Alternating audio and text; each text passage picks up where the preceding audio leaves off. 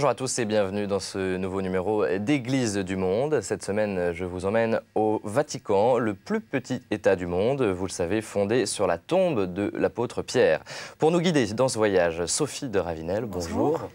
Vous êtes journaliste chargée des affaires religieuses au Figaro. Le Figaro est l'agence immédiate pour laquelle vous avez été correspondante au Vatican pendant 4 ans. Et puis vous êtes également l'auteur de ce livre, Le Vatican, aux éditions Plomb. Un livre alors que j'ai trouvé très facile d'accès, très pédagogique. Comment vous avez pensé ce livre ? En fait, je me suis dit, en arrivant au Vatican, qu'il n'y avait pas grand-chose d'accessible pour ceux qui voulaient y passer 3 jours ou qui étaient sur Rome à Rome pendant quelques temps. Et j'ai vraiment cherché, j'ai eu du mal à trouver. Il y avait un guide très intéressant d'ailleurs du cardinal Poupard, mais qui écrit de l'intérieur et je manquait quelque chose. Voilà. Le but, c'est de simplifier un peu la relation au Vatican. Le but, c'est de rendre pédagogique, voilà, parce qu'en fait, c'est une zone très fantasmatique. Hein. Il y a beaucoup d'infos qui circulent, beaucoup de choses non vérifiées. Et comme journaliste, j'avais vraiment envie d'avoir quelque chose sur lequel je puisse m'appuyer.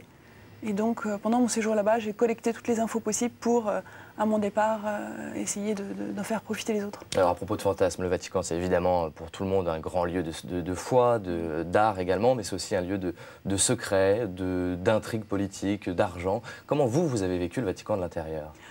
En fait, j'avais aucune idée a priori avant de partir. Et justement, j'essayais de rentrer le plus naturellement du monde dans ce milieu. C'est vrai qu'il est difficile vraiment d'y plonger. On peut souvent rester relativement à l'extérieur. Et en fait, il faut prendre du temps avec les gens, etc. Et beaucoup d'idées préconçues qui sont tombées très vite, les histoires de secrets, évidemment, parce que tous ceux qui travaillent au Vatican sont soumis à une discrétion, d'ailleurs, comme dans beaucoup de ministères en France. C'est assez normal, c'est une administration qui se doit de réserver. Et là, il y a le poids spirituel qui se rajoute à ces obligations de secret professionnel. Et puis, il y a toute l'histoire, il y a le poids de toutes ces centaines d'années d'événements passés là. Et puis, il y a aussi les tempéraments des uns et des autres extrêmement variés, surtout parce que toutes ces nationalités, donc toutes ces cultures se côtoient, elles se mélangent, elles se fondent. Et c'est très curieux de voir à quel point est-ce qu'on est dans une sorte de Babel, au sens positif du terme, de langue, de culture, etc. Et ça aussi, ça forge une identité très très particulière. Dans un tout petit monde, un monde clos. Petit monde, oui. Est-ce qu'il y a des images qui vous ont marqué, que vous gardez, des anecdotes, des choses qui... Oui, évidemment, parce que que moi j'y étais comme journaliste. Alors j'ai toujours ce regard qui était celui d'un journaliste. Et les grands moments, c'était les voyages avec Jean-Paul II, puisque j'ai été là-bas pendant les 4 dernières années du pontificat de Jean-Paul II.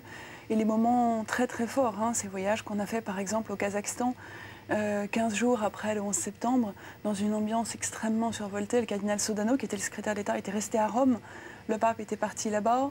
Et le cardinal Sodano était resté à Rome de manière à ce qu'il se passait autre chose dans le monde, il puisse y avoir une voix de l'Église. Et nous, on est partis à l'autre bout du monde, pas loin de l'Afghanistan, qui était déjà dans la ligne de mire des États-Unis, etc.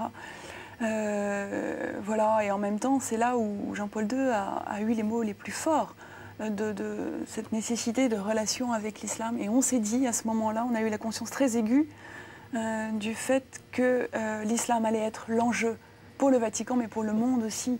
Un enjeu de paix, un enjeu de dialogue, mais aussi un risque de choc de civilisation dont on commençait déjà à parler.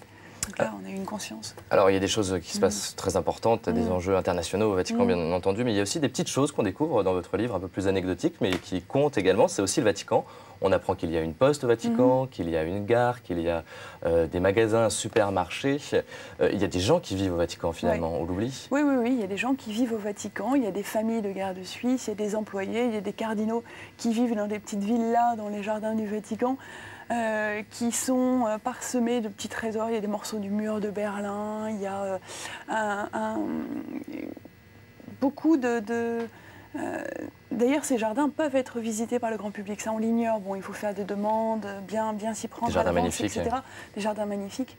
Et il y avait un petit parc zoologique qui avait été mis là pour Léon XIII. Et énormément de petites choses amusantes. Mais c'est vrai que le supermarché du Vatican, par exemple, n'est pas si anecdotique que ça, parce qu'il avait été voulu par le pape après la guerre, de manière à ce que les employés puissent avoir une source d'alimentation dans une époque où Rome était un peu exsangue, hein, comme toute l'Europe d'ailleurs. Et là, c'était un soutien un peu paternaliste du pape pour ses employés. Voilà. Et puis la Poste, eh ben, ça manifeste aussi le fait que le Vatican est un État. C'est-à-dire qu'il a le droit d'avoir sa poste, d'avoir ses timbres, d'avoir sa monnaie, il bat sa monnaie. Ses fonctionnaires également. Ses fonctionnaires, exactement. Le Vatican reçoit plus de 3000 CV par oui, an. voilà. Alors, ça, c'est aussi très, très amusant parce que c'est le gouvernorat. C'est-à-dire que ce sont les employés du Vatican, pas tant du Saint-Siège, parce qu'on distingue l'État du Vatican, enfin la cité de l'État du Vatican, et puis la curie hein, en tant que telle. avec les cardinaux. Voilà, qui sont autour du pape, ce gouvernement de l'Église.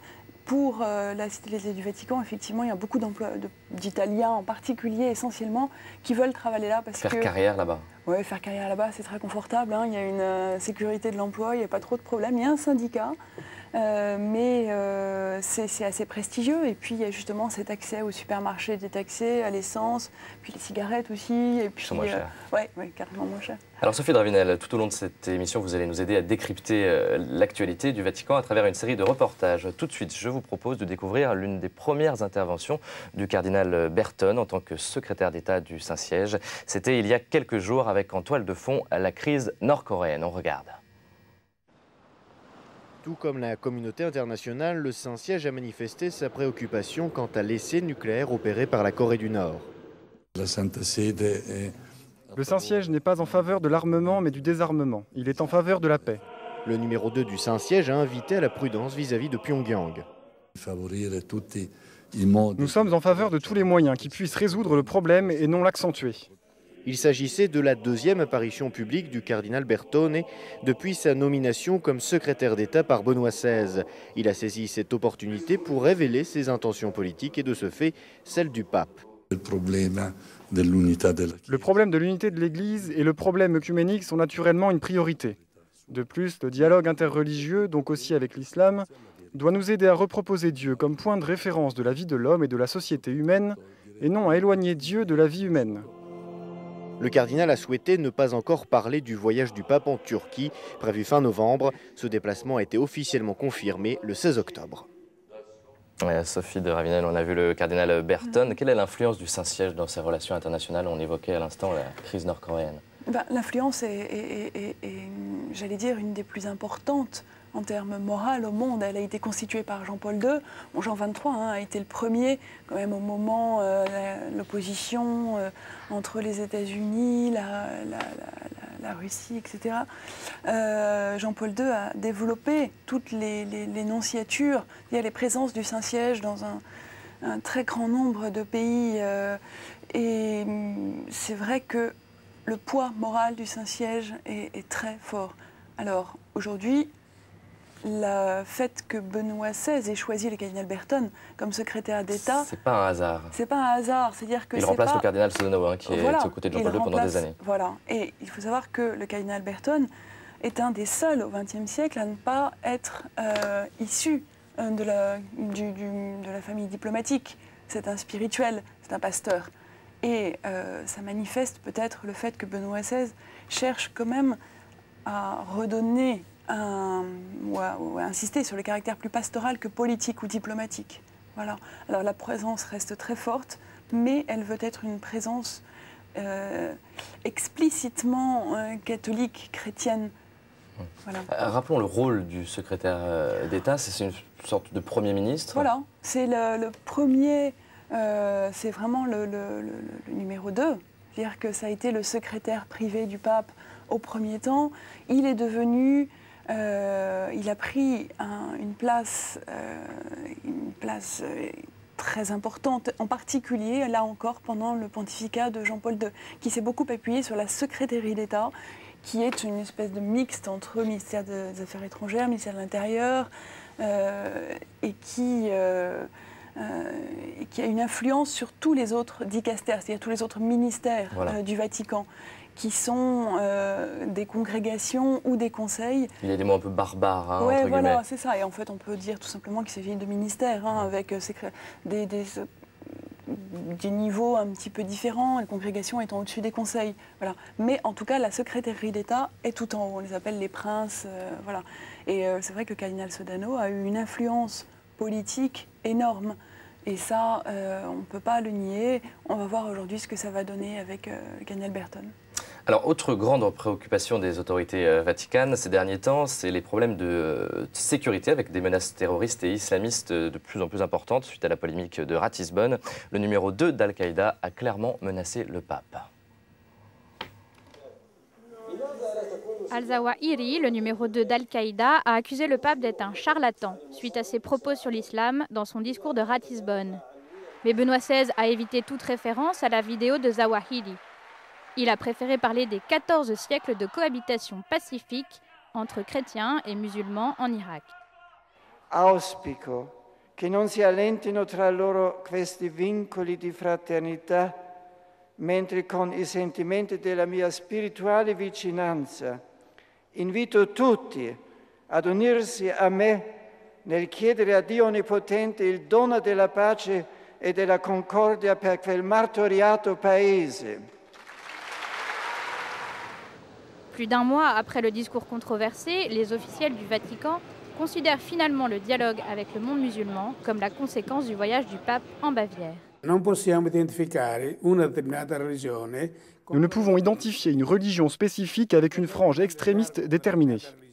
Quand nous parlons de dialogue avec une religion particulière, nous ne parlons certainement pas des extrémistes. Alors que les tensions retombent, commence une discussion sur le reste de la réflexion de Benoît XVI. Ainsi en est-il allé de la rencontre entre le président de la République italienne et le secrétaire d'État du Saint-Siège. Ils ont en effet parlé de la perte des racines chrétiennes en Europe. En ce moment, le sentiment général en Espagne est que ce que le pape a dit est juste. On réalise que ce qu'il disait s'adressait au monde occidental et non au monde musulman. Dialogue avec l'Occident et dialogue avec l'islam. Tels sont les deux nouveaux défis que le pape doit désormais affronter. Sophie Dravinel, peut-être quelques mots, on en a déjà beaucoup parlé, mais sur cette polémique de Ratisbonne, les suites encore au Vatican. Mais écoutez, moi je trouve qu'il y a eu quelque chose de très positif, c'est-à-dire que le dialogue, il y a eu vraiment un choc après cet épisode. Je trouve qu'il y a un événement dont on n'a pas assez parlé, c'est qu'il y a 38 parmi les plus importants responsables musulmans au niveau international qui ont décidé de faire passer le dialogue au niveau de la rue, là où il se situait, pour proposer vraiment un échange intellectuel avec le pape. Je crois que ça a été... Il y a eu du bon. Il y a eu du bon, c'est-à-dire qu'il y a eu peut-être, à voir, parce qu'on n'y est pas encore, ça va se confirmer pendant le voyage en Turquie, où s'infirmer, à mon avis ça va être un grand moment encore à ce sujet-là, des relations avec l'islam, mais le fait que c'est cette quarantaine d'intellectuels reconnus et souhaité prendre l'occasion de cet épisode malheureux pour le faire monter d'un cran en termes de qualité. Bon, alors dans ce reportage, on a vu Benoît XVI pendant la prière de l'Angélus. Tous les dimanches, c'est l'un des deux grands rendez-vous hebdomadaires du Saint-Père avec les fidèles. Il y a aussi l'audience générale. Est-ce que sur un niveau politique, il ne dit pas les mêmes choses? Le message est différent? Oui, bien sûr, parce qu'en fait, l'Angélus du dimanche, c'est à la fois le rendez-vous des familles romaines, qui viennent toutes. C'est très amusant d'ailleurs, on les voit affluer vers la place Saint-Pierre, comme une espèce de passeggiata, une balade à la fin, après la messe ou avant le déjeuner. Voilà, donc ils viennent là. Mais aussi pour le pape, c'est un moyen de s'adresser au monde et de faire passer ses messages. L'audience du mercredi, donc l'audience générale tous les mercredis, est plus une catéchèse. Et donc il a un enseignement au long cours au fil des mercredis. C'est là où Jean-Paul II avait fait son enseignement sur le corps au début de son pontificat, etc. C'est une sorte de rendez-vous, de catéchèse et de possibilité pour lui d'approfondir à la base des textes de l'Évangile. Alors quoi qu'il en soit, on remarque qu'il y a beaucoup de monde autour de Benoît XVI pour ces deux rendez-vous, entre 10 000, 20 000, 30 000, voire 40 000 personnes pour de simples audiences générales. Comment vous expliquez ce phénomène? On disait qu'après Jean-Paul II, ce serait difficile de réunir autant de monde autour d'un pape, autant de sympathie. C'est sûr que ça nous a étonnés au départ. Tout le monde, nous les journalistes, les médias, on était là un peu en observateur, sachant pas très bien comment est-ce qu'il allait mettre ses pas dans ceux de Jean-Paul II. Et à la fois en ouvrant et en traçant son propre chemin, visiblement, il a un mode très particulier pour s'adresser aux fidèles et qui est écouté. hein, pédagogique aussi. C'est vrai que Jean-Paul II, c'était surtout l'image du pape, et Benoît XVI a su reprendre ça au travers du message qu'il transmet et qui est visiblement écouté. Alors, Sophie Dravinel, revenons un moment sur les problèmes de sécurité au Vatican. On l'a vu depuis la polémique de Ratisbonne. Il y a plus de risques. En tout cas, les autorités vaticanes font plus attention en développant une sécurité plus accrue, notamment aux abords de la place Saint-Pierre. On regarde. Devant la menace terroriste venant des islamistes, le Vatican a récemment renforcé sa vigilance. Nous sommes tous préoccupés, bien sûr, parce que nous sommes en dehors de la raison. Donc, mais enfin, je pense que les mesures sont prises et que finalement le bon sens prévaudra, espérons. Au Vatican, les préoccupations en termes de sécurité ne sont pas vraiment nouvelles. L'attentat raté d'Ali Aqsa contre Jean-Paul II a eu lieu il y a 25 ans, mais pour éviter un autre acte de ce type, les autorités sont en alerte maximale. Les pèlerins, eux, le sont moins. Nous continuons à venir à Saint-Pierre car nous n'avons pas peur. En tout cas, 60 caméras camouflées dans les statues de la place Saint-Pierre surveillent en détail ce qui s'y passe. Pendant ce temps-là, 73 gardes suisses, 122 policiers et 150 officiers italiens assurent la sécurité du pape, sans compter de nombreux agents secrets. Sophie Dravinel, les agents secrets, c'est un mythe au Vatican? Qui sait? Peut-être laisser un peu le secret. Il faut laisser des zones d'ombre. Je pense que tout État cherche à s'informer sur ce que les autres pensent de lui pour chercher à savoir, etc. Je pense que plus que les agents secrets, je parlerais de sources d'information. Et à mon avis, les sources d'information, les premières sources d'information sont les nonciatures, c'est-à-dire ce dont on parlait tout à l'heure, ces présences du Saint-Siège dans les différents États du monde. Et puis tous les missionnaires qui sont répartis. Dispatchés dans le monde. Et qui font remonter l'information vers leurs nonces apostoliques ou vers leurs évêques qui eux-mêmes les font remonter. Et c'est une capillarité exceptionnelle. Je pense que l'Église est, sur ce point-là, la meilleure source d'information. D'ailleurs, tous les États qui sont accrédités auprès du Saint-Siège le savent parfaitement et essayent tous plus ou moins d'en profiter, ce qui est normal aussi. Vous nous dites que la force du Saint-Siège réside dans sa capacité à maintenir l'opacité des services. Qu'est-ce que vous voulez dire par là? C'est-à-dire que c'était surtout vrai à une époque où il y avait, comme on le disait tout à l'heure, entre la Russie et les États-Unis, par exemple, des grandes plaques qui s'opposaient. Aujourd'hui, c'est plus diffus, c'est peut-être un peu plus compliqué. Mais c'est vrai que l'opacité, c'est-à-dire que ça reste une structure, comme on le disait encore tout à l'heure, dans laquelle on a du mal à entrer parce qu'il nous manque les clés pour décoder la manière de fonctionner. C'est-à-dire qu'un diplomate qui arrive au Saint-Siège, il a toute une culture à acquérir s'il ne la possède pas déjà, spécifique.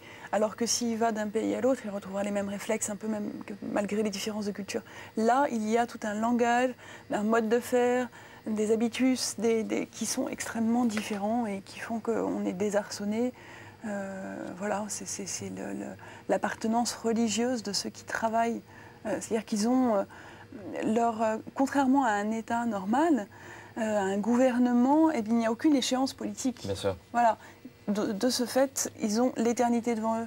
Donc le mode de réaction, et ça peut être très très surprenant. Quelques mots sur ceux qui s'occupent de la sécurité du pape et du Vatican, les gardes suisses. Il y a aussi la gendarmerie du Vatican. Exact. Quelle est la différence? Et vous nous dites qu'il y a une rivalité entre les deux. Oui, alors une différence historique. Le corps le plus ancien, évidemment, ce sont les gardes suisses. Voilà, qui sont en tenue...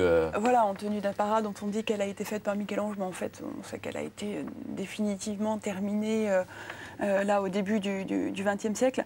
C'est le corps qui est le plus imbriqué avec le Saint-Siège du point de vue de l'appartenance. Est-ce que ce sont eux qui défendraient le mieux le Saint-Siège s'il y avait un problème? Pas forcément. Ce sont des gens extrêmement dévoués. Je suis sûre qu'ils seraient prêts à mourir pour défendre les entrées du Saint-Siège, etc. Les plus pointus, sans doute, c'est la gendarmerie pontificale. C'est-à-dire que ce sont eux qui ont peut-être une vraie formation en termes de défense, en termes justement d'information. De terrain. Voilà, de terrain. Et ce sont eux qui accompagnent d'ailleurs le pape pendant les voyages.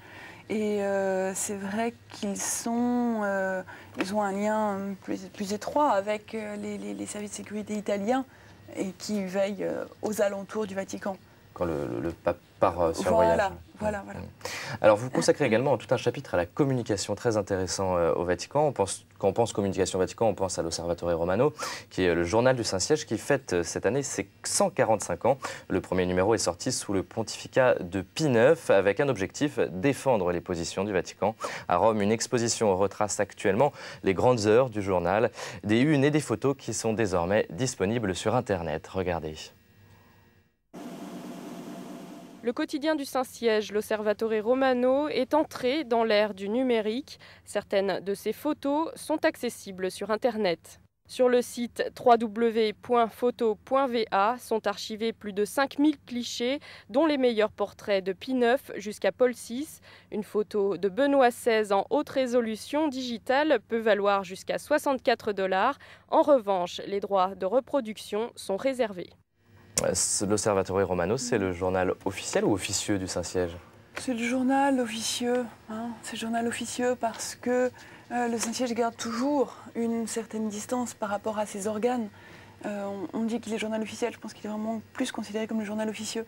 Parce qu'il y a eu, on a vu notamment au moment de la guerre en Irak, on a vu au moment des élections américaines, il y a vraiment une certaine liberté éditoriale qui ne correspond pas forcément à ce que pense ou la secrétaire d'État ou l'ensemble des dicastères. Enfin, il reste un petit peu indépendant quand même de ton. Mais c'est vrai qu'on dit de l'Osservatore Romano qu'il est le plus cité et le moins lu. C'est vrai que c'est un peu une exception là aussi au niveau international. On pense aussi à la radio du Vatican, Radio Vatican, et puis la télé du Vatican, CTV. Ouais. C'est vrai que ce sont des organes d'information.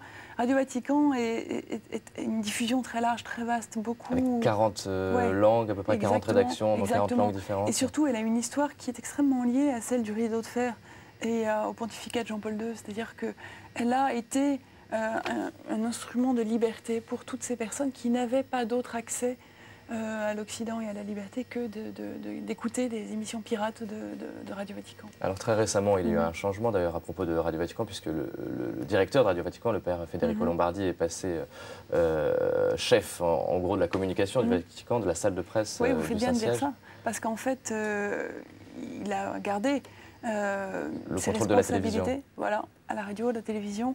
Et de ce fait-là, on arrive à une certaine réunification des organes de communication. Je ne sais pas si c'est un bien ou pas. Je sais que Joachim Neverwals tenait beaucoup à l'indépendance de la salle de presse parce qu'il y a plus de choses qui peuvent se dire ou une plus grande possibilité de jeu entre les instances, ce qui est plutôt profitable que d'avoir un bloc, une masse. Pour nous, journalistes, en tout cas, on préfère avoir plusieurs sources, même un peu divergentes en termes d'information. Et c'est vrai que là aussi, ça manifeste parce que le père Lombardi est un grand professionnel, quelqu'un qui a un excellent contact humain avec les personnes. Il n'a pas la même surface médiatique que Joachim Neverwals. Et de la même manière que Benoît XVI n'a pas la même surface médiatique que Jean-Paul II. Alors on parlait de Radio Vatican avec une rédaction française assez importante, c'est une des 3 principales rédactions, un peu à l'image de Rome où les Français sont très présents, notamment dans 2 lieux très influents. Une première paroisse, la paroisse française de Rome qui est Saint-Louis des Français, et puis également un autre lieu, l'église de la Trinité des Monts.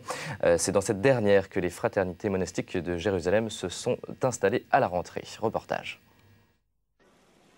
En haut de l'escalier de la place d'Espagne, en plein cœur de Rome, se cache un bout de terre sainte. Il s'agit des fraternités monastiques de Jérusalem qui viennent de s'installer dans le couvent et l'église de la Trinité des Monts. 3 jours de fête ont marqué l'événement dans ce lieu caractéristique de la ville éternelle. C'est pour nous une grande joie que de pouvoir être dans cette ville où les hommes de toute race, langue, peuple et nation, comme dit l'Apocalypse, se rassemblent. La messe d'inauguration était célébrée par le cardinal Barbarin, archevêque de Lyon, dans le cloître du couvent fondé par les rois de France au XVe siècle. La grâce de la fraternité de Jérusalem, c'est de vivre l'ensemble des traditions monastiques ou la grande tradition monastique en plein cœur des grandes villes. Donc il y a un monastère pour chanter la louange du Christ, si vous voulez, pour être le Christ qui chante la louange à son Père à l'intérieur d'une grande ville comme Rome, c'est très bien. Fondé en 1975, cet ordre se caractérise par sa dimension internationale. On n'est pas nombreux, on est seulement 180 frères et sœurs et on vient de plus ou moins 30 différentes nationalités et donc chaque fraternité est internationale. Il se caractérise aussi par la jeunesse de ses membres. Nous avons 30 ans en effet, je crois que la moyenne d'âge tourne autour également de la trentaine. Vous voyez, moi je suis le frère aîné.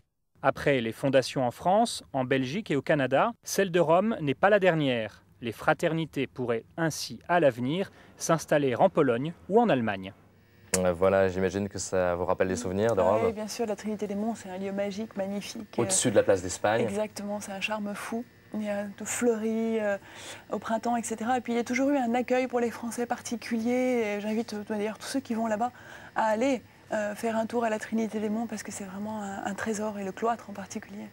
Voilà, on arrive au terme de cette émission. Merci Sophie de Ravenel d'avoir été avec nous. Je rappelle le titre de votre ouvrage, votre livre, Le Vatican, aux éditions Plomb. C'est la fin de cette émission. Un grand merci également à Ariane Rollier de Rome Reports pour tous les reportages d'Église du Monde. Quant à nous, on se retrouve la semaine prochaine. Très bonne semaine à tous.